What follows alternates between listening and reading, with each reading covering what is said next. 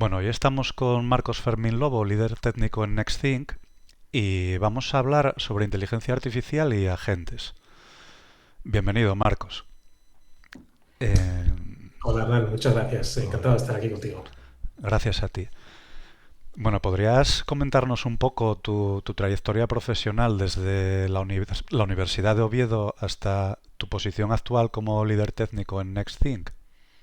Claro, yo cuando terminé en la Facultad de Oviedo, terminé con el máster en Ingeniería Web, eh, terminé con la parte de investigación y a partir de ahí una de las cosas que hice fue salir un poco de la zona de confort. Es decir, yo estaba trabajando en ese momento en Gijón concretamente. De hecho, ahí es donde conocí a varias personas y a partir de ahí decidí probar algo nuevo. Y desde ahí salté al CERN. Hubo una oportunidad de ir a trabajar al CERN, al Centro de Investigación Nuclear Europeo, que está basado en Ginebra. Y ahí estuve 3 años, estuve desde el 2013 hasta el 2016 y a partir de ahí seguí buscando oportunidades. Ya me volví a España, pero trabajando para una empresa suiza que es Nextgen, que es para la empresa en la que estoy trabajando. Este año voy a hacer 10 años y durante estos 10 años la verdad es que me he movido bastante dentro de la propia empresa. Empecé como software engineer, de hecho haciendo integraciones de nuestro producto con digamos, APIs, con otros servicios, concretamente con ServiceNow. Y, y a partir de ahí, pues la empresa estaba en continuo crecimiento, el dinero estaba llegando y nuevas oportunidades fueron surgiendo. Conseguí tener mi propio equipo, fui creciendo al puesto pasé por varios, de hecho, desde manager, que tampoco es lo que más ilusión me hacía, pero luego más a la parte técnica. Y bueno, llegué a gestionar hasta 3 equipos, dos en Madrid y uno en India. Y nada, ahora concretamente estoy también de Tech Lead, trabajando más concretamente en toda la parte de Product Platform para asegurar la calidad de nuestras aplicaciones y del producto que ofrecemos a nuestros clientes. Y dentro de esa trayectoria, ¿cuál consideras que fue la clave dentro de o las claves dentro de ese camino profesional? Entiendo que, bueno, un poco por lo que comentaste, lo primero sería atreverse, ¿no? A ese paso de salir fuera de tu zona de confort. Pero ¿crees también que quizás en la empresa de fuera quizás te fue más fácil escalar profesionalmente que comparado con la experiencia que tenías tú aquí en Asturias? Esa es muy buena pregunta. Y voy a responderla en base a mi experiencia, ¿vale? No estoy seguro que sea la norma, aunque puedo tener mis sospechas de que sí sea la norma, pero basado en mi experiencia la respuesta es sí.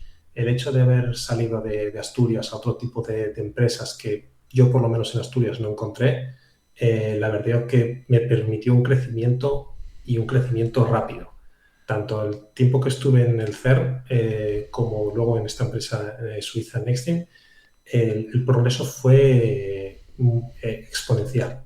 Cuando estuve trabajando en el CERN, yo entré pues nada, para hacer pequeñas integraciones, pequeños scripts y terminé saliendo de allí a los 3 años como jefe de servicio de un par de servicios de la plataforma OpenStack para la nube privada que teníamos allí en el CERN. Y lo mismo me ocurrió cuando estuve en Nextim. Este tipo de empresas pues fomentan mucho el movimiento rápido porque son empresas que se tienen que mover rápido, con lo cual necesitan gente que, teniendo ganas, son capaces de adaptarse y de ir creciendo poco a poco o no tan poco a poco en las diferentes oportunidades que van saliendo. Bueno, y en tu experiencia como exalumno de la Universidad de Oviedo, ¿te acuerdas de, bueno, pues algún aprendizaje de tu etapa universitaria, quizás algún profesor que te haya marcado, algo que te haya servido en tu carrera? Tú estudiaste en la Facultad de Oviedo, ¿no? Correcto, correcto, sí. Sí, sí. ¿Y qué tal? Pues, ¿Puedes hombre, comentarnos algo de esos años? claro, claro. La verdad que fueron muy buenos años. Fueron muy buenos años y yo tengo que decir que cuando era más joven no era una persona que estaba pensando en ir a la universidad. Llegué a la universidad pues porque poco a poco se me fue despertando un poco la ambición por saber más y llegar un poco más allá. Y luego la experiencia en la universidad, la verdad que fue bastante buena, a pesar de que tenía que ir a clase por las tardes mientras curraba por la mañana, pero sí puedo destacar a algunos profesores. Seguramente, si alguien de los que nos escuchan ha estado en nuestra universidad, recordará a José Manuel Redondo. José Manuel Redondo ahora mismo está formando parte de la parte de seguridad, si no recuerdo mal, en el máster o algo así. Y la verdad que es uno de los profesores que me han marcado y en conjunto con otros. ¿Y por qué? Por la forma diferente que tenían de enseñar, ¿vale? Sí me encontré profesores que sabían mucho, pero tal vez no sabían enseñar todo lo bien que se debería, por decirlo de alguna manera, pero sí había otras personas que veías claramente que no solo tenían los conocimientos, pero también sabían enseñar, también sabían inspirar. Y para mí fue una de las claves, yo creo, para poder eh, realmente absorber y cogerle todo el gusto a mi estancia en la facultad. Bueno, ya trasladándonos un poco al momento actual, ya en tu situación en la empresa, ¿en qué tipos de qué tipo de proyectos o de productos desarrolla actualmente vuestra empresa? Creo que comentabas algo de ServiceNow, algunas APIs con ServiceNow. ¿Puedes profundizar un poco en esos proyectos? Por supuesto, por supuesto. ServiceNow fue una de las, digamos, de las patas del producto allá en 2016, y como una buena startup de aquella que ha crecido a ser algo más de mil empleados a día de hoy, la empresa ha cambiado mucho, ¿vale? Nextin, podéis visitar nextin.com. Nextin se dedica a ofrecer, sí, a ofrecer lo que se llama el Digital Experience Score, ¿vale? Al final, Nextin es un producto, no es una consultora, ofrece un producto propio que se encarga de evaluar cuál es la experiencia digital del usuario. Te lo explico muy rápidamente.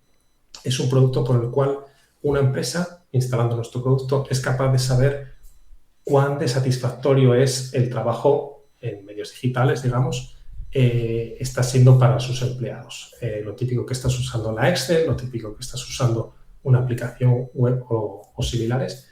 Este producto es capaz de entender lo que está ocurriendo y entender también cuál es la satisfacción de tu trabajador con respecto a esas herramientas digitales que le estás ofreciendo. Como te digo, ahí hay muchas cosas, ahí hay mucho turrón, hay muchas cositas que componen y que son capaces de calcular esa información, todo en base a la información que se recopila de los ordenadores de los trabajadores de esas empresas, para poder computarlo todo y al final darle, pues lo típico, ¿no? Está un poco más rojo, está un poco más amarillo, o está verde totalmente y tus trabajadores están felices.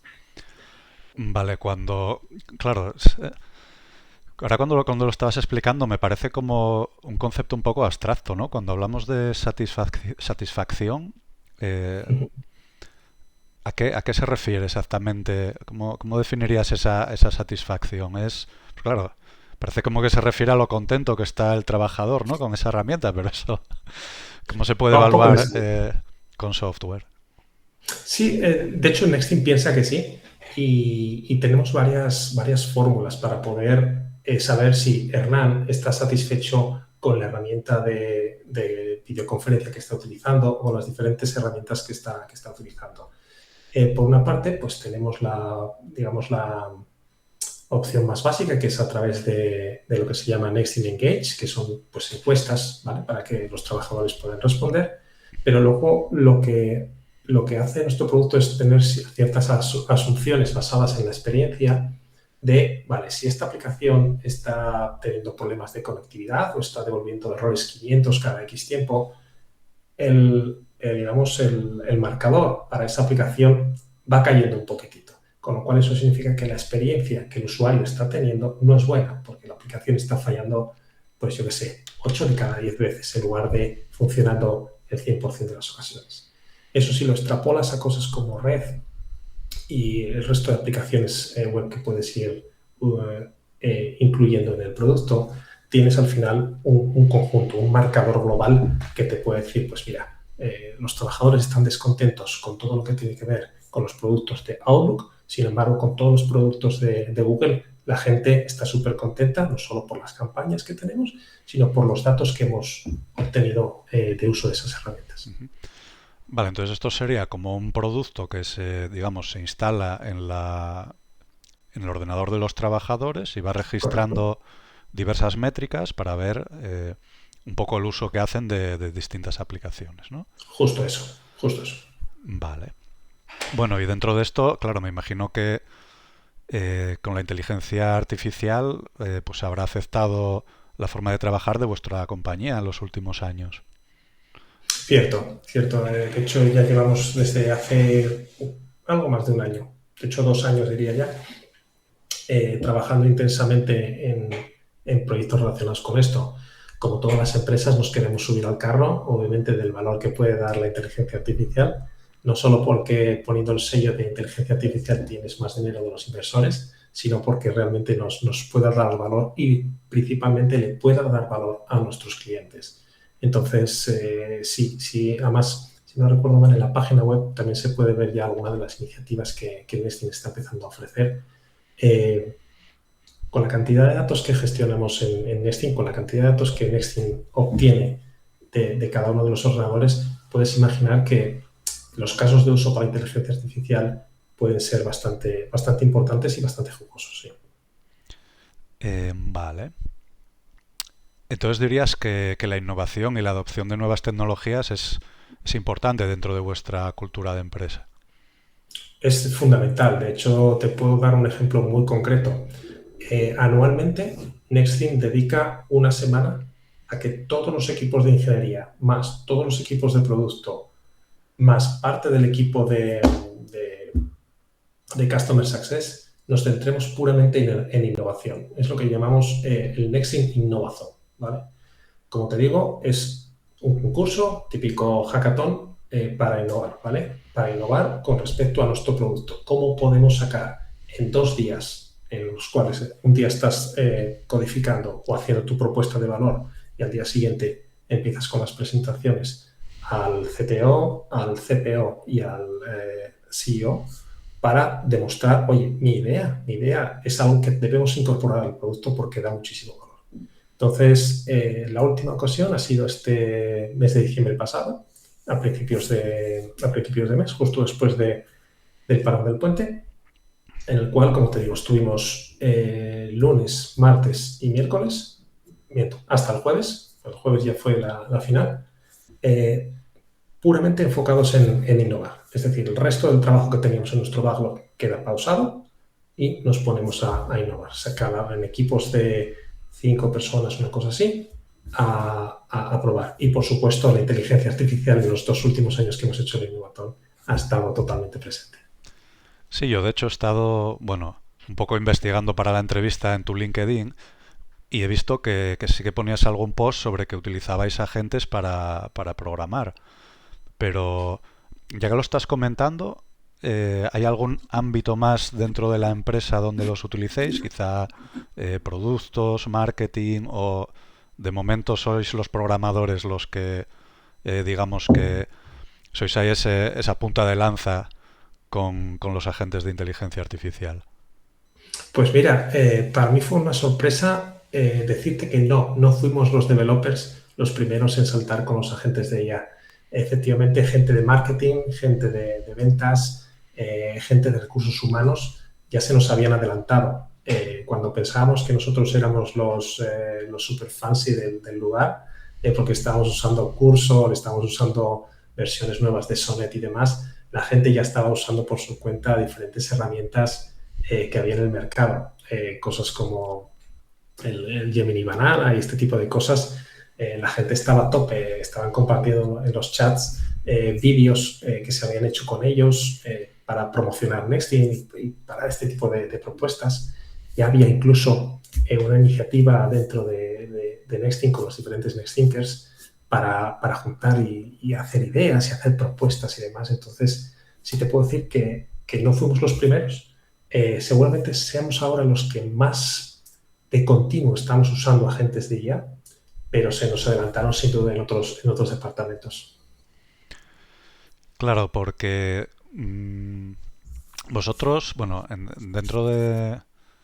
Bueno, otra duda que me acaba de surgir es eh, el tema de la implantación de estos agentes, por lo que he estado investigando un poco en otras empresas como OpenAI y relacionado con lo que comentabas, parece que a la hora de utilizar estos agentes o de implantarlos no hay unos procesos muy definidos, ¿no? Sino que estamos en un entorno tan efervescente, ¿no? Tan dinámico, que prácticamente cada empleado, cada usuario aprende un poco por sí mismo, pues vía tutoriales, vía vídeos de YouTube, pero que no hay, digamos, un marco común dentro de las empresas para pues aplicarlo en marketing o aplicarlo en... ¿Tú lo ves así, esta situación? ¿O crees que todavía no se ha establecido este marco en la mayoría de las empresas? Estoy de acuerdo contigo. O sea, la respuesta es sí. No, las empresas no tienen un framework, no tienen un marco de trabajo para la implementación de la inteligencia artificial. Te puedo dar un par de ejemplos.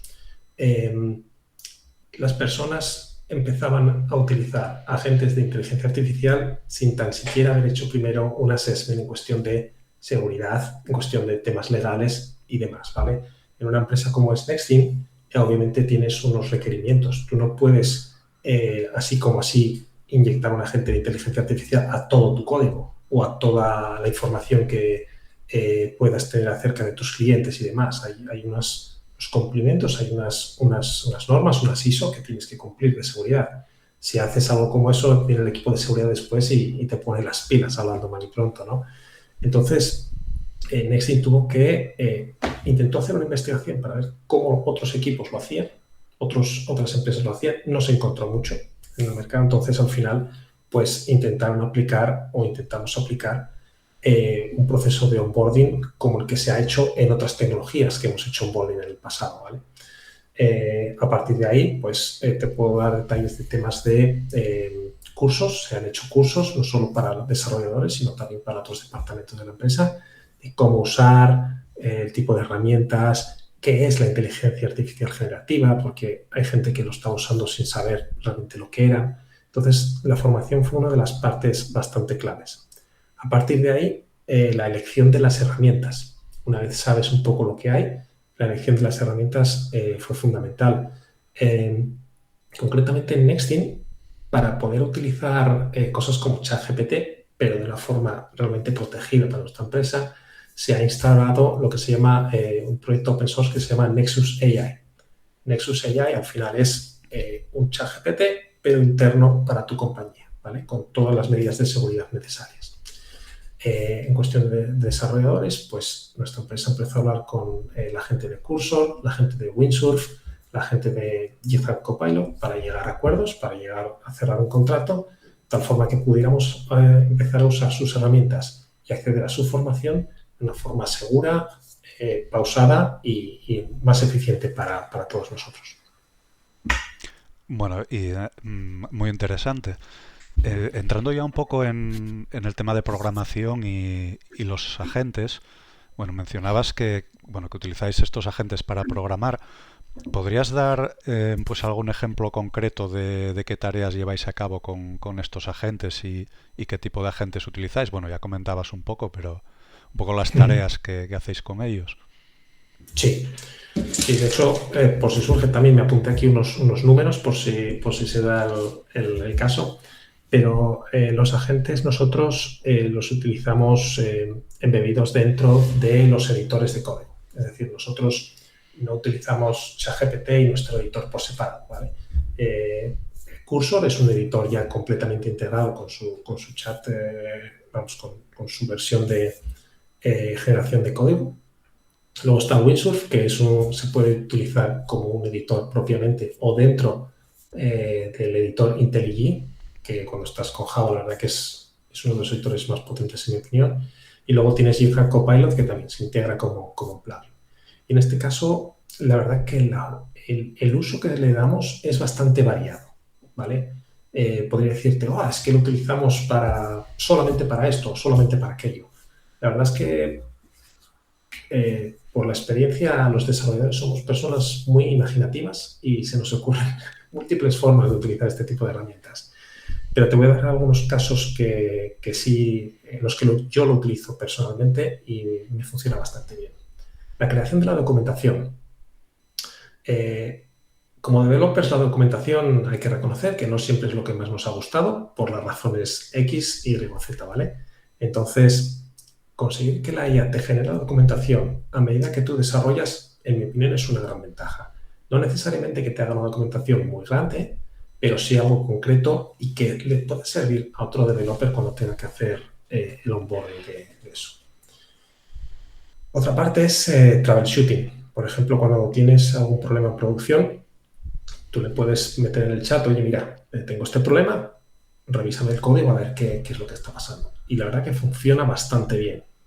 Nosotros, en las tecnologías que usamos aquí en Nextstream, tiene mucho que ver con Kafka, con Kubernetes, con bases de datos, y ha habido cosas que después de echar un rato y no encontrar el problema, se lo lanzas al GPT 5.2 y bueno, la verdad que te quedas sorprendido y decir, ostras, ahí estaba el problema. Y luego, no menos importante, lo que es la creación de nuevas funcionalidades. Como te decía, Nextstream es un producto que está en continua evolución. Prácticamente todos los días tenemos requerimientos nuevos, hay cosas que hay que ir incluyendo y demás. Eh, entonces, lo que hacemos es un poco, no es justamente spec-driven development, ¿vale? A partir de los specs que te lo haga todo, pero sí lo que cogemos es pequeños trozos, o yo personalmente lo que hago es cojo pequeños trozos de las especificaciones, se las suelto para que me haga parte de la implementación. ¿Y por qué le digo que me haga parte de la implementación? Porque anteriormente yo le he hecho los tests. Es decir, yo soy responsable del código, yo soy responsable de la funcionalidad y sé cómo tiene que funcionar. Porque el Product Manager ha venido a mí, oye Marcos, hay que implementar esto, esto y esto. Yo cojo esas especificaciones y empiezo por los tests. Defino los tests, así sé cómo tiene que funcionar. Y eso le ayuda muchísimo a la inteligencia artificial cuando tiene que implementar cosas nuevas. Porque le dices, oye, vas a estos test, implementame esto que te estoy definiendo aquí. Entonces empieza pam, pam, pam, pam, pam a machacar y la verdad que yo puedo decir que el 85% del trabajo lo hace bastante bien. Y otro truco que, para terminar, que también recientemente estoy utilizando bastante, no sé si la audiencia lo conocerá, pero les invito a que echen un vistazo al proyecto Agents MD. Agents MD es un framework que se ha empezado a unificar últimamente los diferentes agentes que te permite, pues eso, tener un markdown, uno más, donde tú le vas a indicar a los agentes que lo vayan a leer cómo quieres que se haga tu código, cómo los paquetes, la arquitectura, todo lo que quieras se lo pones ahí. Cuanto más concreto mejor, para que no se vuelva un poco tarumba, pero es otra cosa que funciona muy bien. ¿Para qué? Para ahorrarte tiempo a ti como developer. En lugar de andar back and forth, para atrás y para adelante, oye, mira, corrígeme esto, es que a mí me gusta más que hagas esto, es que yo utilizo arquitectura hexagonal. Se lo pones ahí y de frente la gente lo va a coger y lo va a aplicar. Entonces, estas 4 o 5 cositas, te comento, Ran, son las formas en las que a día de hoy estamos utilizando la inteligencia artificial generativa. Vale, bueno, entonces, por recapitular un poco, digamos que os ayudan, por un lado, en tareas en cuanto a la calidad del código, ¿no? Por ejemplo, documentación, revisar el código, hacer debugging, y luego también en tareas de productividad, es decir, en las Sí. funcionalidades nuevas.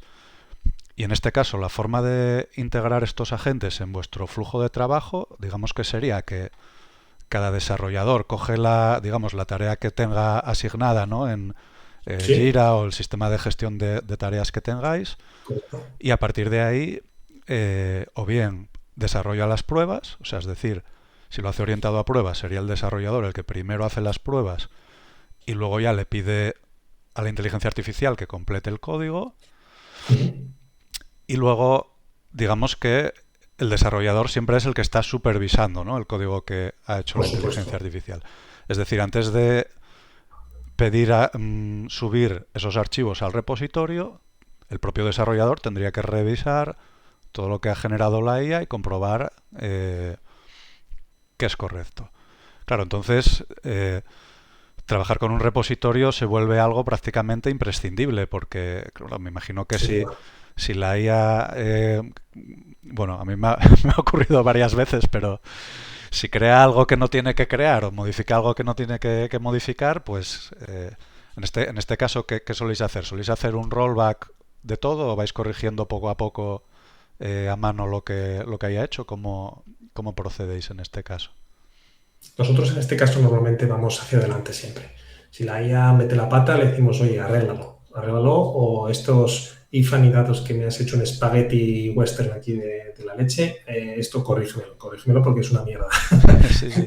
Bueno, básicamente le dices una mierda, pero le dices, oye, siguiendo las buenas prácticas de ingeniería de software, los principios SOLID y bla, bla, bla, bla, bla, bla, hazme esto como Dios manda.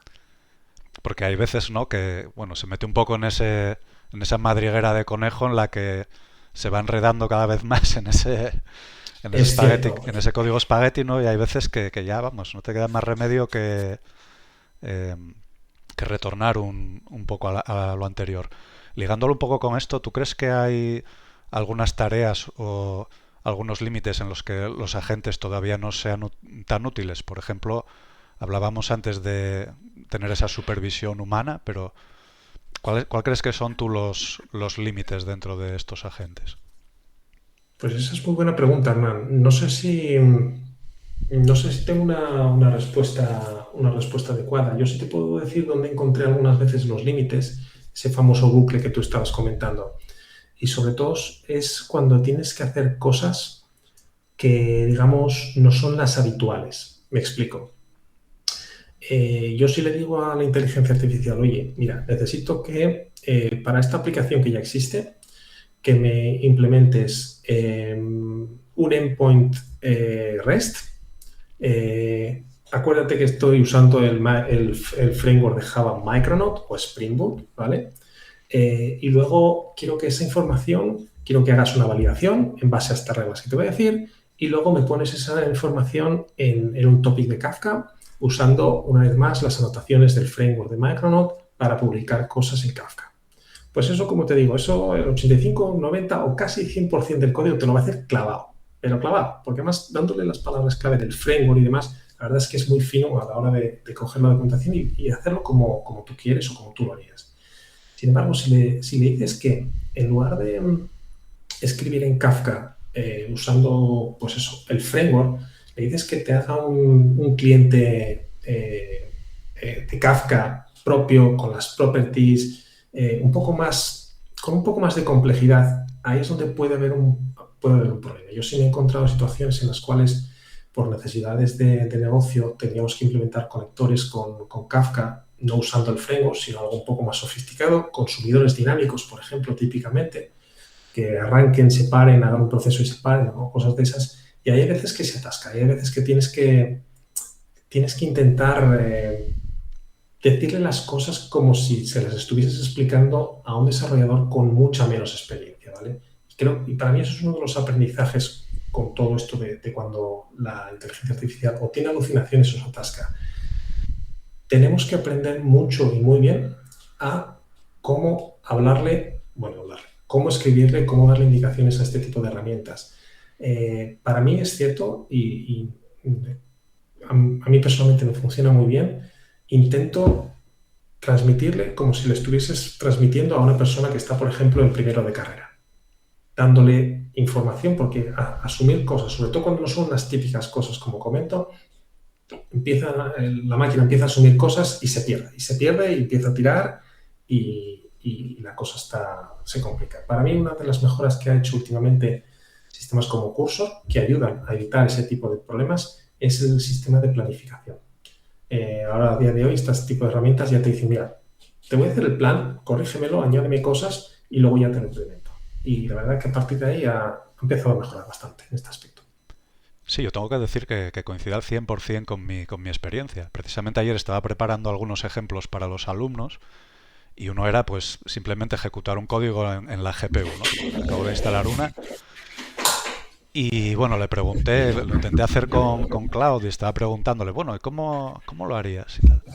Y empieza a decirme, bueno, pues tienes que instalar estas librerías y estas otras. Y bueno, me pasé el día instalando librerías y luego me decía, bueno, es que esta no es compatible con esta otra, entonces desinstala esta, instala la otra. Bueno, al final del día me dice, no, es imposible, esto no se puede hacer con tu tarjeta porque es demasiado moderna. Y digo, pero a ver, Haber empezado por ahí. no, no, pero a ver, ¿qué me estás contando? Porque no, ¿sabes? Sabía que no tenía sentido, entonces simplemente hice una búsqueda en Ya. Google y digo, me estás engañando, claro que hay drivers para mi tarjeta. Lo que pasa que, pues tú imagínate, me tuvo todo el día en ese bucle, pero sin embargo, sí que hay otras tareas, pues si le pides algo muy cotidiano, ¿no? Un sistema de altas, bajas y modificaciones en una base de datos, o algún algoritmo que sea clásico y que sepa hacer muy bien, muy tradicional, etcétera, sí, ahí te lo hace perfecto y yo incluso diría que ha ido mejorando, como bien dices, con la planificación e incluso hay tareas que si las pides ahora te las hace con una calidad mucho mejor que hace 6 meses. Así que Sin yo creo duda. que eso a la hora de posicionarse hay que tenerlo un poco en cuenta, que estas herramientas, aunque ahora sean imperfectas, van mejorando a tal velocidad que es importante, aunque tengan fallos hoy en día, pues ir utilizándolas porque bueno, es probable que en unos meses o en unos años mejoren muchísimo con respecto a lo que tenemos ahora. Totalmente. Eh, bueno, y en este caso tú, ¿qué consejo darías a los estudiantes que quieran empezar ahora a usar agentes para programar? Eh, Pues que se lancen, que se lancen. Yo una de las sensaciones que tuve la primera vez con los agentes para asistencia a código era el miedo, y no se me caen los sonidos por reconocerlo, miedo a, bueno, ¿cómo hablo yo con esta máquina? ¿Cómo consigo que haga lo que tiene que hacer? Pues probando, así de sencillo. La verdad que las versiones gratuitas que vienen, por ejemplo, con GitHub, la versión gratuita de cursos no la he probado, pero la de GitHub sí puedo decir que me ha funcionado muy bien, sin pagar un duro. Estoy últimamente probando el Google Anti-Gravity, que también puedes usar unos modelos bastante avanzados y funciona muy bien. Estoy haciendo un proyecto y toda la UI que no tengo ni idea de React me la está haciendo la máquina y no quiero mirar para el código entre tú y yo, pero para la interfaz yo creo que funciona muy bien también, ¿eh? sí, sí, sí, sí, sí. Entonces mi consejo sería que se lancen y que empiecen a aprender un poco de la experiencia. Hay multitud de vídeos en Internet. Sinceramente, yo me pierdo.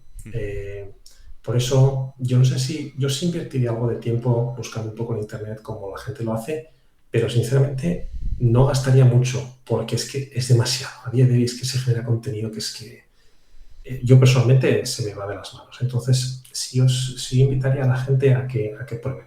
Abran el editor, se instalen uno de los plugins, como el GitHub Copilot, o se bajen el Google Anti-Gravity y empiecen a cacharrear. Para mí la mejor forma de cacharrear siempre ha sido con una idea real. Es decir, voy a hacer el Hello World en Golang de yo que sé qué, vale, pero ahí vas a echar 15 minutos, media hora, porque además la máquina va a ir bastante rápido. Pero sin embargo, si dices, mira, es que tengo esta idea, tengo esta aplicación que me gustaría, hace tiempo que me gustaría hacer y no tengo ni puñetera idea, o sí, o lo que sea, voy a darle con esto, que es justamente el ejemplo que te estaba poniendo yo antes. Eh, probar y veréis que el miedo desaparece, o al menos fue lo que a mí me pasó. Sí, quizá uno de los problemas sea incluso lo que comentabas, que hay tantas herramientas que es muy difícil probar y decidirse por una, sobre todo Wow, con lo sí. que están mejorando, ¿no? Pero si dijéramos las fundamentales, eh, quizás Cloud sería una de las más importantes a la hora de programar. Antigravity tiene mucho potencial, pero ha salido hace poco, ¿no? Quizás es muy reciente. GitHub Copilot no lo he probado. ¿Funciona solo en el repositorio o también en la herramienta de desarrollo? En la herramienta de desarrollo. Yo sí te doy mi top 3 hoy, porque mi top 3 ha cambiado en los últimos 6 meses, ha cambiado no sé cuántas veces, ¿vale? El de hoy para mí sería Cursor. Cursor es el editor que utilizo ahora en el trabajo, en este ordenador ahora mismo mientras estoy hablando lo tengo aquí abierto. Cursor es el top. Para mí ahora no hay nada que se asemeje a Cursor, ¿vale? También te estoy diciendo, es la versión de pago, ¿vale? El siguiente seguramente seguiría siendo muy fan de GitHub Copilot para IntelliJ, porque es una muy buena mezcla. IntelliJ sigue siendo para mí el mejor editor que hay, por lo menos para desarrollo Java y otros lenguajes, incluyendo Python, incluyendo varios. Entonces, le sumas GitHub Copilot y la verdad que funciona muy bien. Windsurf, yo personalmente no soy un gran fan de Windsurf. Lo he probado. Lo he probado tanto el editor como el plugin para IntelliJ y sinceramente no me acaba de seducir. Y para mí la diferencia es que la mayoría te ofrecen los mismos modelos, ¿vale? El Sonnet 4.5, el Gemini 3, todos, pero la capa de producto que ponen por encima para mí es lo que a día de hoy está marcando la diferencia. Y para mí Cursor, Copilot y luego Windsurf seguramente sean los más importantes, por lo menos de pago. Luego, gratuito, GitHub Copilot y Google Antigravity, la verdad que sobre todo Google Antigravity a mí me ha sorprendido. Me ha sorprendido. Lo he usado en las 3 últimas semanas y la verdad que se me ha quedado el culo torcido. Bueno. Entonces, viendo un poco estos resultados y hablando ya un poco de futuro y de perspectivas, ¿qué tendencias ves tú en el uso de estos agentes para la programación durante los próximos años? Bueno, es difícil, muchas veces en estos temas es difícil aventurar por dónde irán un poco los acontecimientos, pero metiéndonos en ese terreno, ¿cómo crees tú que se desarrollarán los agentes? Para mí se van a desarrollar en cuestión de eficiencia. En cuestión de eficiencia, porque cuando eres una startup a la cual le han inyectado un montón de pasta, pues que los desarrolladores empiecen a gastar tokens como si no hubiese mañana no es un problema. Pero para bien o para mal es un problema real para el resto de empresas, ¿vale? El uso de tokens es pasta. A las empresas como OpenAI y demás, pues cuanto más tokens utilices, mejor para ellos, ¿vale? Pero es cierto que es un coste enorme. El archivo de agents.md que os dije yo antes, si haces uno muy grande, date cuenta de la cantidad de contexto y de datos que estás mandando. Entonces, para mí, que los agentes hagan más con menos, creo que es una de las claves que van a venir. Y voy a decir en este año, porque no me atrevo a decir más allá de este año, como tú bien dices, dado cómo cambia todo. Luego sí creo que va a seguir la batalla de los modelos. Cuando uno golpea OpenAI, golpea Cloud, cuando uno golpea Google con Gemini, sinceramente yo aconsejaría a la gente no casarse con uno, no decir, es que yo soy un fan de Google, voy a muerte con Google.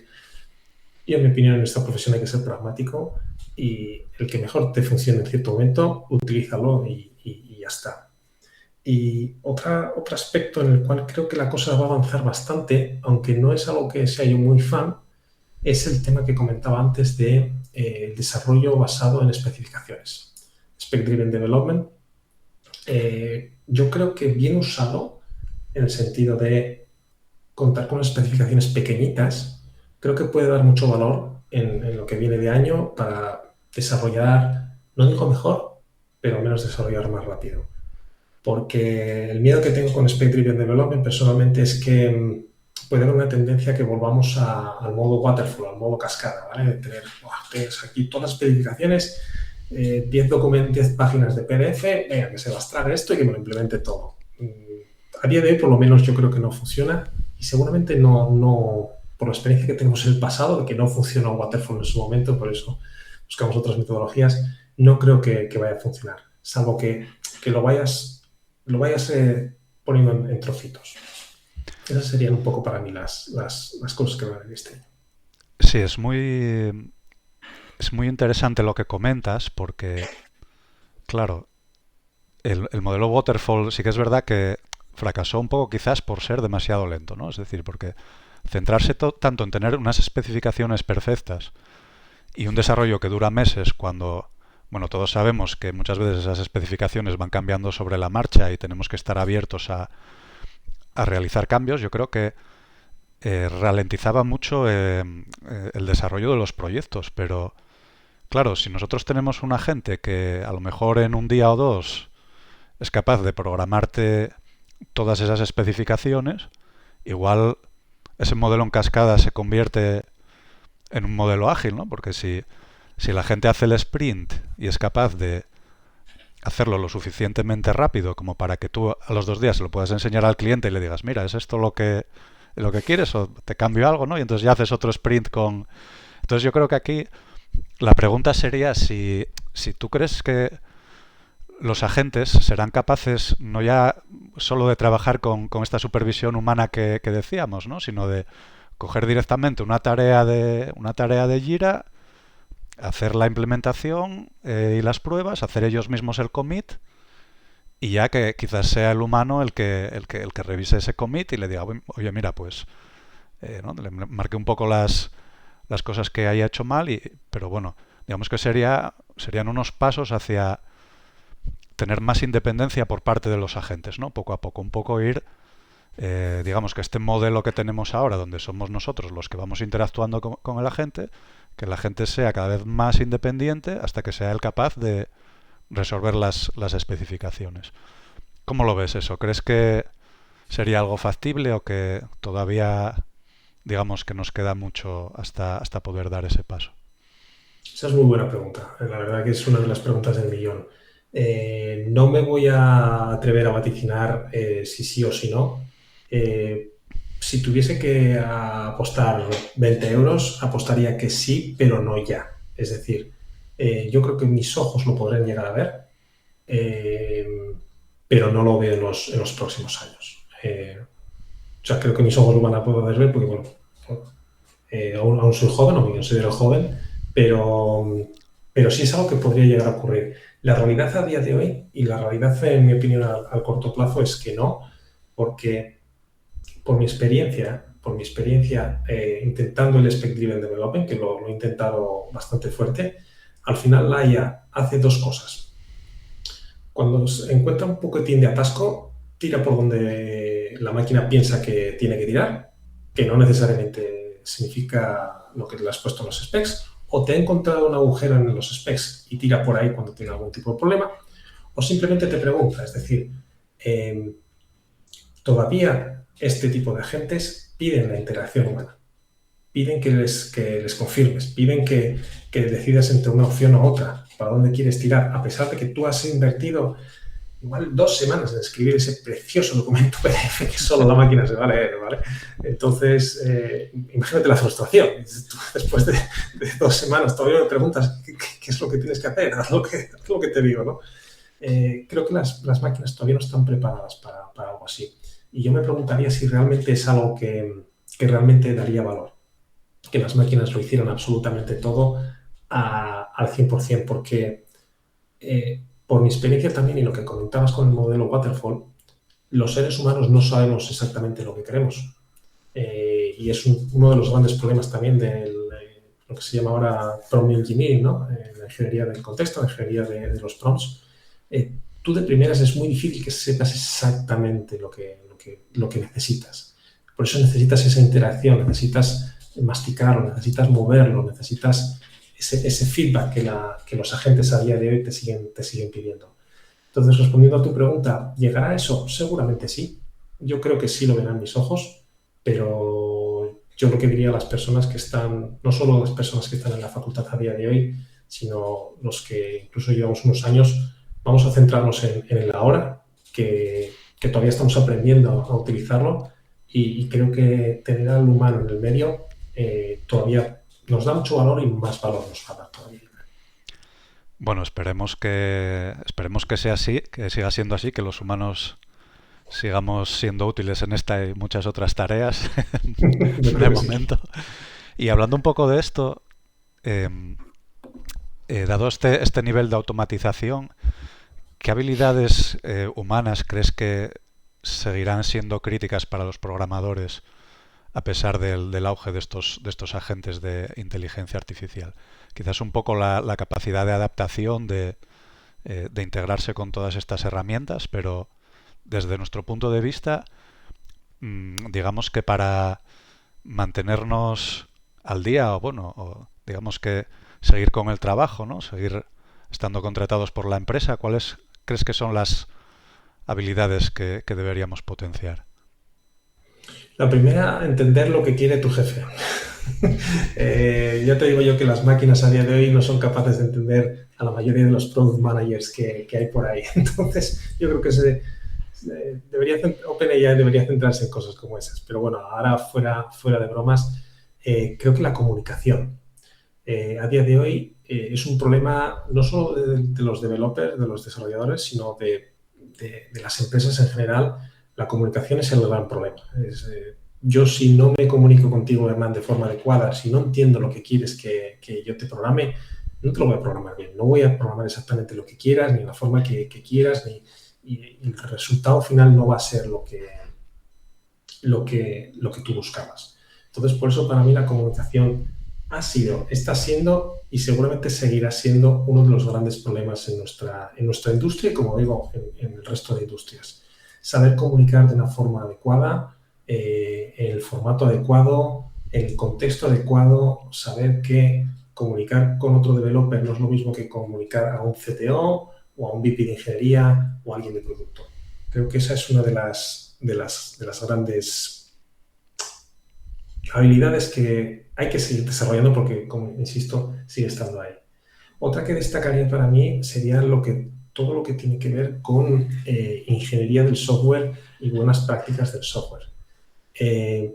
Tú le puedes pedir que te programe algo a la máquina te lo va a programar cagando leches. Otra cosa es cómo te ha hecho ese código, otra cosa es los posibles bugs, ¿vale? Igual te ha hecho cosas sin bugs, pero te ha hecho unos if-else ahí monstruosos, como comentaba antes, que a ver quién es el guapo que se lo lee todo, ¿no? Con un poco de suerte igual no tienes ni que leértelo, pero igual tienes que mantenerlo. Y eso es otra de las posibles cosas que algunos piensan que vamos a acabar haciendo, que es mantener software nada más. Pero bueno, volviendo al tema de la ingeniería de software, creo que los conocimientos de ingeniería del software van a ser una pieza clave y fundamental en los años venideros con toda la adopción de la inteligencia artificial para el desarrollo de código, porque como te digo, alguien tiene que saber exactamente cómo hacerlo. Y la máquina puede saber cómo hacerlo, pero se lo tienes que decir. Tienes que darle las fuentes adecuadas. Como sabes, en nuestro campo, cosas nuevas van a ir saliendo y las máquinas a día de hoy no inventan, se alimentan de lo que hay en Internet, ¿de acuerdo? Entonces, una vez salen cosas nuevas, tienes que instruirlos, tienes que darles la información para poder hacer las cosas como tú quieras. Entonces, para mí esas serían las dos cosas fundamentales en el futuro próximo. Comunicación e ingeniería del software creo que van a ser más fundamentales de lo que han sido en los últimos 30 años. Bueno, pues estoy totalmente de acuerdo y espero que los oyentes tomen un poco nota de lo que les espera para el futuro y de cómo, cómo estar preparados para afrontarlo. Bueno, Marcos, pues nada, yo por mi parte agradecerte mucho la conversación, que estoy seguro que pues para los alumnos va a ser muy provechoso tener un poco de tu experiencia y sobre todo de alguien que haya pasado por la universidad y que les puede hacer ver un poco cómo puede ser su camino en el futuro. Y bueno, no sé si quieres añadir algo más ya para cerrar, algún comentario, algo que quieras decir para cerrar la entrevista por tu parte. Sí, bueno, por supuesto, lo primero, darte las gracias, Hernán, por este espacio. Yo soy de las personas que piensan que eh, es bueno devolver parte de lo que has obtenido. En este caso, yo de la Universidad de Oviedo y más concretamente de la Facultad de Informática de Oviedo obtuve mucho. Y esta es una de las pequeñas cositas que me gusta hacer para devolver un poco ese trocito que me llevé, intentar devolverlo a la comunidad y que personas como yo estaban en su momento puedan aprovecharse de eso y seguir creciendo. La verdad que una de las cosas que cuando yo estaba en la facultad que eché de menos es este tipo de interacciones, ¿no? De poder conocer un poco la experiencia de las personas que ya estaban trabajando mientras yo estaba estudiando para poder orientarme un poquitín y para poder saber para dónde tirar. Y en base a esto, para concluir por mi parte, lo que recomendaría a los oyentes, a las personas que nos están oyendo, es que la IA está aquí para quedarse, en mi opinión.